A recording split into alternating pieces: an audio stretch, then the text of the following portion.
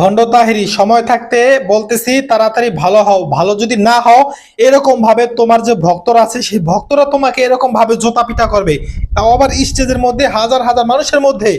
দর্শক, আপনারা ইতিমধ্যে ভিডিওটা সবাই কম বেশি দেখেছেন। তো এই যে ভিডিওটার মধ্যে আপনারা দেখতে পেলেন গিয়াসউদ্দিন তাহেরি ভণ্ডরে কিভাবে তার ভক্তরাই জোতা পিটা করলো। এই ভণ্ডই আবার আমাদের শায়েখ আহমদুল্লাহ হুজুরের বিরুদ্ধে বলে তার নামে মামলা করবে। কত আবেগ, কত আবেগ তার মধ্যে, নবীর ভালোবাসা, ইশক, মহাব্বত উতলায় পড়তেছে। অথচ এই ভণ্ড নিজে যে মুসলমান কিনা সেটা সন্দেহ। এখন এই কথা কেন বলতেছি, কারণ হচ্ছে আল্লাহর ধন নবীর দিয়ে, নবী আল্লাহ গেল গায়েব হয়ে, নবীর ধন খাজার দিয়া, নবী গেল গায়েব হয়ে, খাজায় কি ধন সম্পদ পাইয়া বৈশরিসা আজমিরে, কেউ ফিরে না খালি হাতে, নাউজুবিল্লাহ মিন যালিক।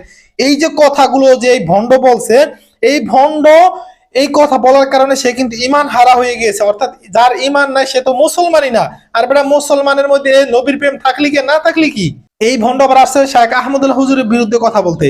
চিন্তা করতে পারেন, আরে শায়েখ আহমদুল্লাহ হুজুরের মাধ্যমে যেই পরিমাণ ইসলামের খেদমত হয়েছে, যত সুন্নি আছে সমস্ত সুন্নিদের মাধ্যমেও এর 1/4 খেদমত হয় নাই। আর সেই ভণ্ড আসছে শায়েখ আহমদুল্লাহ হুজুরের বিরুদ্ধে, যে ভণ্ড কিনা সারা বছর ডিজে গান, ভণ্ড বলে বিয়ের বাড়িতে আমার গান ছাড়া কোনো চলেই না, জমেই না।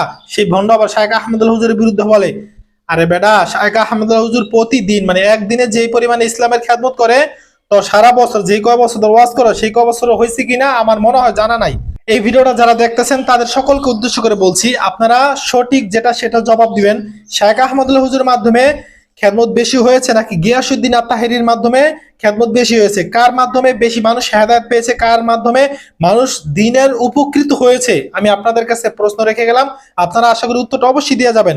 কারণ হচ্ছে এই যে ভণ্ড ও ইদানিং মানে এই যে ঢেলে দেই, চা খাবেন, কফি খাইবেন না ডাব খাইবেন, এই সমস্ত ভণ্ডামি কইরা ইদানিং কিছু মানে ফ্যান ফলোয়ার যোগাইছে, শায়েখ আহমদুল্লাহ হুজুরের বিরুদ্ধে কথা বলতেছে। গত কয়েকদিন আগে আপনারা দেখেছেন আমাদের ডক্টর মিজানুর রহমান আজহারী হুজুরের বিরুদ্ধে বলেছে, আমাদের হাফিজুর রহমান সিদ্দিকী কুয়াকাটা হুজুরের বিরুদ্ধে বলেছে, এখন আবার আজকে দেখলাম সাদিকুর রহমান আজহারী হুজুরের বিরুদ্ধে কথা বলতেছে, সেই সাথে মুস্তাফিজুর রহমান নোমানী হুজুর বিরুদ্ধে কথা বলতেছে। ও তার মানে এই দেশে যত আলেম আছে সব খারাপ, শুধু একমাত্র ভণ্ড ভালো? আই হাই, কল্পনা করা যায়, চিন্তা করতে পারেন?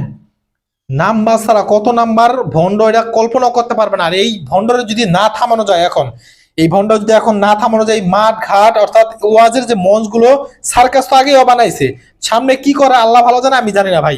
তো যাকার কোনো কথা নেই, ভণ্ডরা এখন বলতেছি যদি সময় থাকতে ভালো না হয় এই তাহেরির জোতা পিটা করে দেশ থেকে বাংলার জনগণ তাড়াবে ইনশাআল্লাহ, ইনশাআল্লাহ।